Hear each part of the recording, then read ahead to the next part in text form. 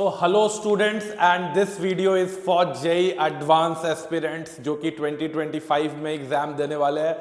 भाइयों, आईआईटी कानपुर ने अपने साइट पे, वर्डप्रेस वाले साइट पे एक, मैं बोलूँगा कि बॉम्ब गिरा दिया है। ठीक है, और क्या मस्त पेपर उसने ये किया है, डाला है। मैंने केमिस्ट्री की पेपर देखी है अभी, और अभी तक इंटरनेट पे इसके कोई भी सॉल्यूशंस जो हैं आपको अवेलेबल नहीं मिलेंगे, क्योंकि ताबड़तोड़ क्वेश्चन जो है इसमें दिया गया है। अभी मुझे एक बच्चे ने 2-3 क्वेश्चंस भेजा था, जिसमें कि मैंने सोचा कि पार्ट बाय पार्ट इसको बना लेते हैं। तो सबसे पहला क्वेश्चन जो मुझे एक पैराग्राफ में मिला है, और क्या मतलब, आप आईआईटी का क्वेश्चन पढ़िएगा तो आपको प्यार हो जाएगा। तो लगेगा कि कहाँ से ये लोग क्वेश्चन, क्या इनके पास वो खदान है, मतलब लगेगा ऐसा क्वेश्चन करके कि अमृत पान कर रहे हैं। ठीक है, मतलब एक तो स्टेटमेंट इतना बढ़िया, क्लैरिटी इतनी ज्यादा। किसी भी एआईटीएस में, किसी भी, आप कोई भी बड़े से बड़े कोचिंग इंस्टीट्यूट का एआईटीएस उठा लो, कोई भी बुक का सवाल उठा लो, बट एक बार आईआईटी का क्वेश्चन देखो, वर्ड्स देखो,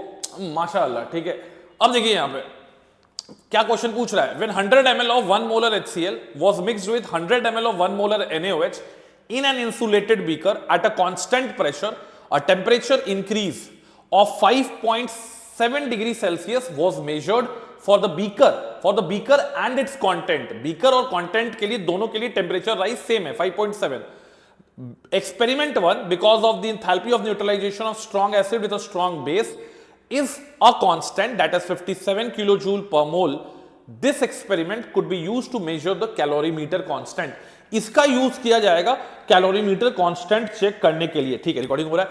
अब देखिए यहां पे अगर हम बात करते हैं कि सेकेंड एक्सपेरिमेंट भी एक वीक एसिड स्ट्रॉन्ग का ये किया गया है, टाइट्रेशन किया गया है, और हीट रिलीज जो हो रहा है। तो दो क्वेश्चन यहां पे पूछे गए हैं। पहले क्वेश्चन पूछे गए हैं कि enthalpy of dissociation acetic acid का क्या होगा, और सोल्यूशन का पीएच क्या होगा आफ्टर द एक्सपेरिमेंट 2। और बोला गया है कि जितने भी सॉल्यूशंस हैं सबका हीट कैपेसिटी आपको वाटर के हीट कैपेसिटी के बराबर पकड़ना है, दैट इज 4.2। डेंसिटी सबका आपको 1 ग्राम पर ml लेना है। मतलब मजेदार क्वेश्चन है। ठीक है, बॉम्ब कैलोरीमीटर का इसको क्वेश्चन हम लोग कह सकते हैं। देखिए हो क्या रहा है कि जब आप एक इंसुलेटेड बीकर जो कि कांस्टेंट प्रेशर पे चल रहा है, ठीक है, कांस्टेंट प्रेशर पे, तो कांस्टेंट प्रेशर पे क्यूपी जो होगा, अगर हम पर मोल के हिसाब से निकाल रहे होंगे तो डेल्टा एच के बराबर आएगा। पहला तो ये चीज क्लियर है। स्ट्रॉन्ग एसिड स्ट्रॉन्ग बेस के लिए 1 मोल पे कितना निकलता है हीट, वो भी दे रखा है कि इसको आप 57 किलो जूल पर मोल मानिए। अब मेरे पास जो एसिड और बेस का मिली मोल या मोल रिएक्ट कर रहा है, ये 0.1 मोल रिएक्ट कर रहा है। तो हमको सबसे पहले रिलीज्ड क्यू निकाल लेना है। ठीक है, क्यू रिलीज्ड निकाल लेना है, और ये आएगा बेटा MS delta T and C delta T. अब यहां से सबसे पहले आपको यहां पे ये जो सी दिख रहा है ना, ये कैलोरीमीटर कांस्टेंट है, मतलब heat capacity of the calorimeter है, जो कि आपको पहले एक्सपेरिमेंट से निकालना है, दूसरे एक्सपेरिमेंट में यूज करना है। तो बहुत सिंपल है, क्यू रिलीज्ड जो है हमको 0.1 के लिए कितना होगा, 1 मोल के लिए 57 है, तो 0.1 के लिए कितना हो जाएगा, ये 5.7 हो जाएगा। किलो जूल है तो जूल में कन्वर्ट कर लीजिए, 10 to the power 3। Mass 100 ml 200 ml हो गया। डेंसिटी 1 माना बोला है, तो मास को हम लोग 200 ले लेंगे।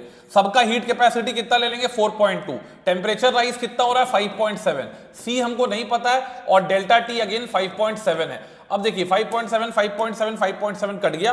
सी का जो वैल्यू आ रहा है वो आ रहा है 1000 माइनस 42 इंटू 2 840, तो यानी कि ये आ गया 160, ये आ गया आपका 160 के आसपास। This is 160।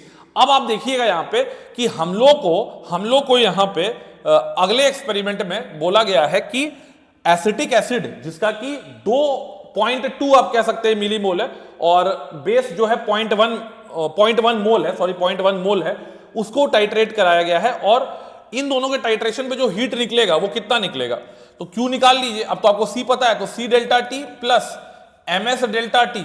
अब यहां पे भी इसका भले 0.2 है, लेकिन बेस तो 0.1 ही है, तो 0.1 बेस 0.1 एसिड, तो 0.1 के हिसाब से आपको काम करना है। ठीक है, तो यहां पे अगर हम लोग बात करें तो ये सी हो गया 100, टेम्परेचर राइज बोल रहा है 5.6, प्लस मास हो गया again 200, specific heat 4.2, any solution delta T again 5.6। तो अगर यहां से हम लोग निकालें तो ये 5.6 अगर कॉमन निकाल लेते हैं तो ये आ गया 100, और ये आ गया 840, मतलब ये लगभग 940 आ जाता है। ठीक है, ये लगभग 940 आ जाएगा। एंड जब इसको आप सॉल्व करिएगा, ये जब आप इसको सॉल्व करिएगा तो ये वैल्यू कितनी आएगी, 940 आ रहा है ना, एक बार देख लें तो, अरे सॉरी ये 160 था, ये 160 था बेटा, ये 100 नहीं है, ये 160 है, दिस इज 160। तो ये आएगा 160 और 840, मतलब एकदम एग्जैक्ट आ जाएगा 1000। तो यानी कि ये आएगा 5600 जूल।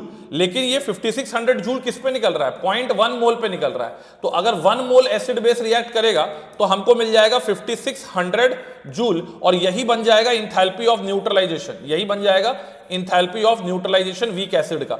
तो आपको इंथैल्पी ऑफ डिसोसिएशन निकालना है, तो स्ट्रॉन्ग के लिए 57 है, 1000 कम निकला, 1000 कम निकला मतलब कि वो चला गया आयनाइजेशन में, तो ये आ जाएगा 1 किलो जूल पर मोल के आसपास, ये आ जाएगा 1 किलो जूल पर मोल के आसपास। डेल्टा डिसोसिएशन 1 किलो जूल पर मोल आ गया, तो इसका आंसर 17 का आंसर जो आएगा ये 1 किलो जूल आएगा। ठीक है। If the pH of the solution, अगर हमसे पूछ रहा है कि आफ्टर द एक्सपेरिमेंट, तो ये तो खैर सिंपल पार्ट है कि जब आपका एसिटिक एसिड रिएक्ट करेगा विथ NaOH, तो ये बन जाएगा CH3COONA। ये बेटा आपका पॉइंट कितना दे रखा है? 1, ये दे रखा है 0.2 मोल्स की बात कर रहे हैं, 0 आफ्टर द रिएक्शन, ये 0.1 बचा, ये खत्म, ये 0.1। तो सोल्यूशन में बचा क्या है? एसिटिक एसिड और उसका सॉल्ट विद स्ट्रॉन्ग बेस, ये बन गया आपका क्या बेटा? ये बन गया आपका बफर।